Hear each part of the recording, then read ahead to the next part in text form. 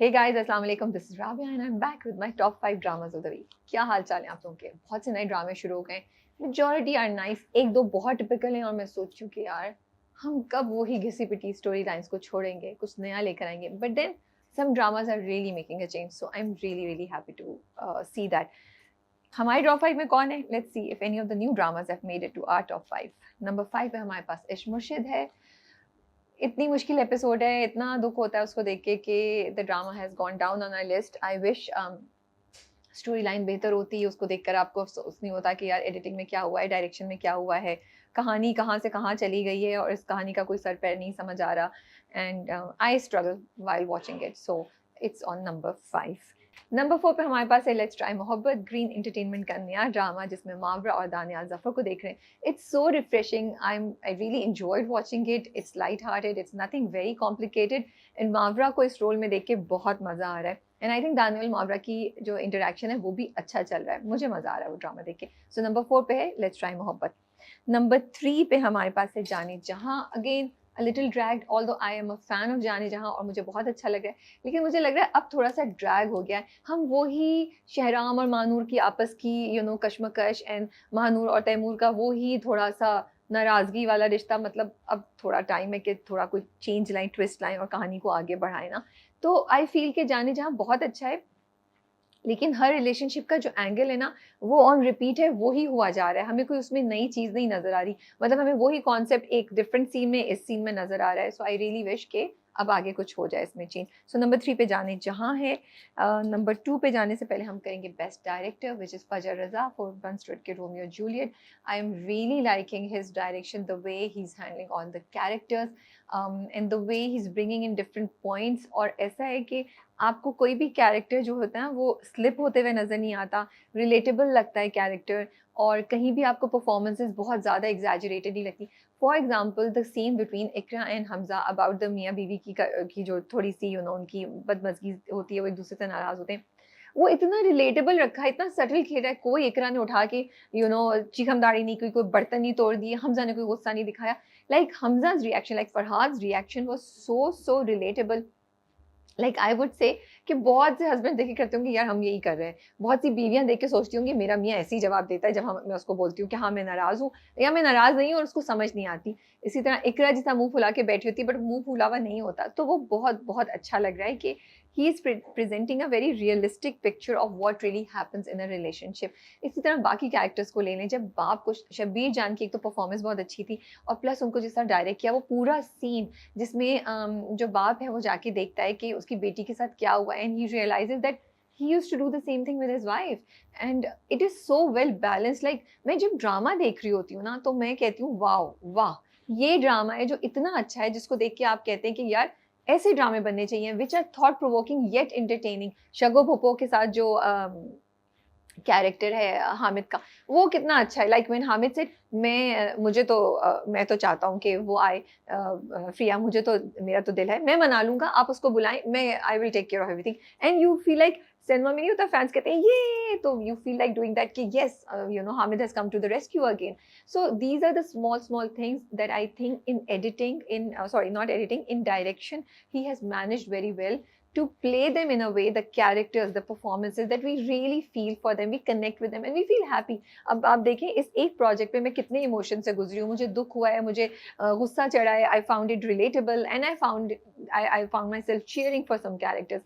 So I think that is something which is a balanced direction. That's what I find in One Road के Romeo Juliet. Almost of course छोटी मोटी चीज़ें इधर उधर होती जाती हैं, लेकिन मेजर चीज़ें जो हैं they are going very well.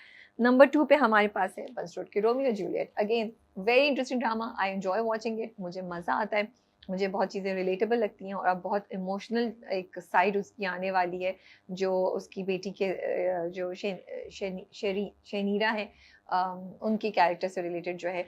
और बंस रोड के रोमियो जूलियट की अच्छी बात यह है कि वो आपको इंटरटेन भी करता है, वो आपको it will make you smile, at the same time it will talk about something very very thought provoking and serious के आप सोचते हैं यार ये चीज़ बड़ी, मतलब ये सीरियस है, इसको सोचना चाहिए, देखना चाहिए कैसा है।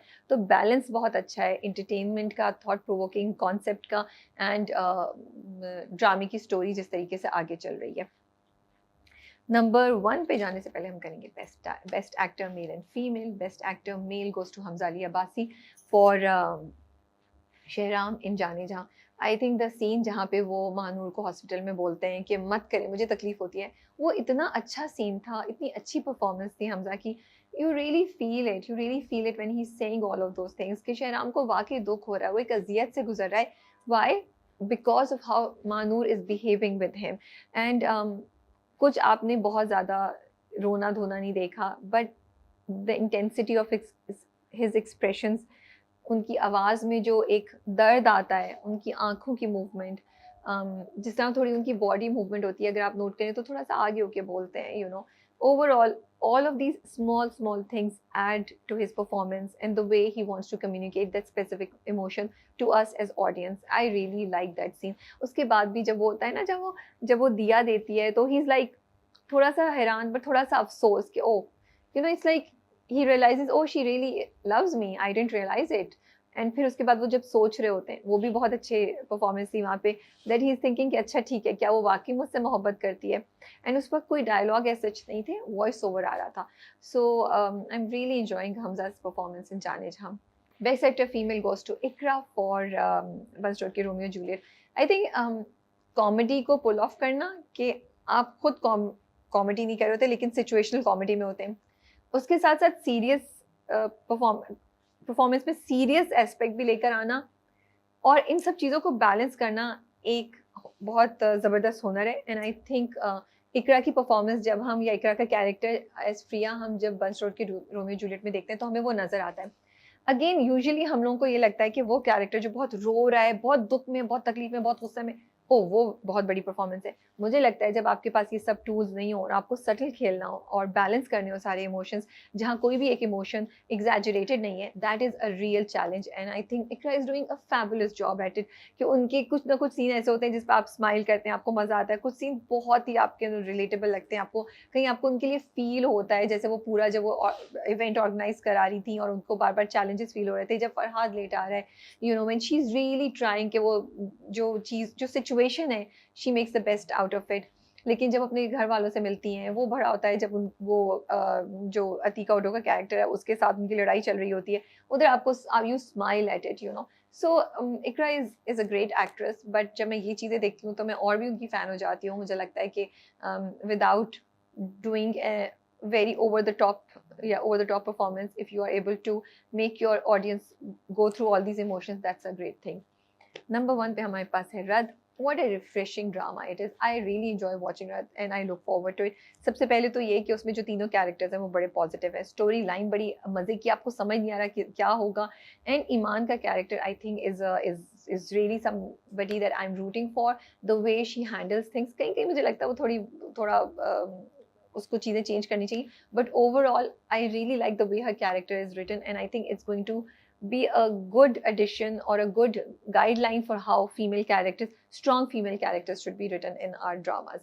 But overall, आपको it captivates your attention, it keeps you engaged and entertained at the same time. Toxicity थोड़ी ज़्यादा है, एक दो कैरेक्टर्स में वो कम हो जाए तो we will enjoy it more. But चलें, ये पाकिस्तानी ड्रामा है, जो मिल रहा है उस पर हम बहुत खुश हैं. That is all. These are the dramas that have made it to our top 5 dramas of the week. आपकी लिस्ट में कौन कौन से ड्रामे हैं? Do share them with me in comments below, and take care. Allah Hafiz.